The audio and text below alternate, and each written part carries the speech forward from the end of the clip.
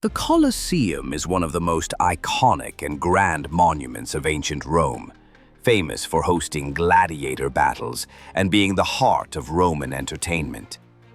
But behind these games, there was a grueling and often overlooked task: cleaning the arena after each fight. That responsibility fell to a specific group of slaves known as the Servi Publici, who were essential to the continuation of the games, even though their work was often forgotten. The Servi Publici were slaves owned by the Roman state, who worked in administrative roles and public works. While most of these slaves were involved in administrative duties, a significant number were assigned to more physical tasks, such as maintaining large public structures, including the Colosseum. These slaves weren't just in charge of cleaning the arena after gladiator games, but were also responsible for other crucial duties, such as making sure the Colosseum's facilities were in good condition for the next event. Now, just imagine how gruesome their job was.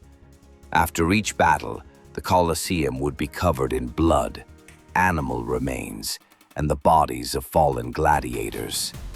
Cleaning it was a brutal and complex task that required great effort to restore the arena to its spotless appearance, ready for the next show.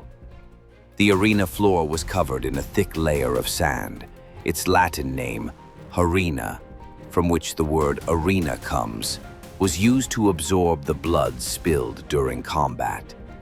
Each fight left the arena in terrible condition. That sand had to be removed, and to do so, the Servi Publici would collect the blood-soaked, debris-filled sand and replace it with a fresh layer, ensuring the area was ready for the next match. In addition to replacing the sand, they also had to remove the bodies of the dead gladiators, which were often left on the arena floor as part of the spectacle. Their work also included removing the carcasses of animals killed in combat, like lions, tigers, and other wild beasts brought in to fight gladiators or each other. This task required scavengers or designated teams who were in charge of collecting the remains. On top of that, the Servi Publici also had to clean up after the crowds of spectators who threw food scraps, drinks, and other trash during the games. All of that waste had to be swept up and removed to ensure the Colosseum was clean for the next spectacle. It was an exhausting and filthy job, but essential to keeping the Colosseum running.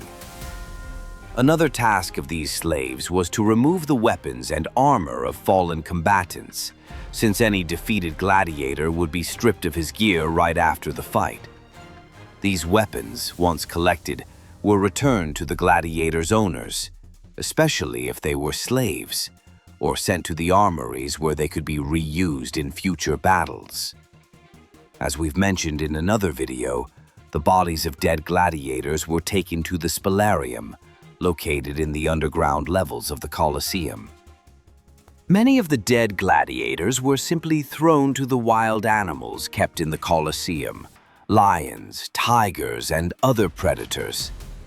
If a gladiator died and had relatives or close companions, such as his lanista, fellow fighters, or family, they could request the body from the slaves in charge of removing the dead from the arena.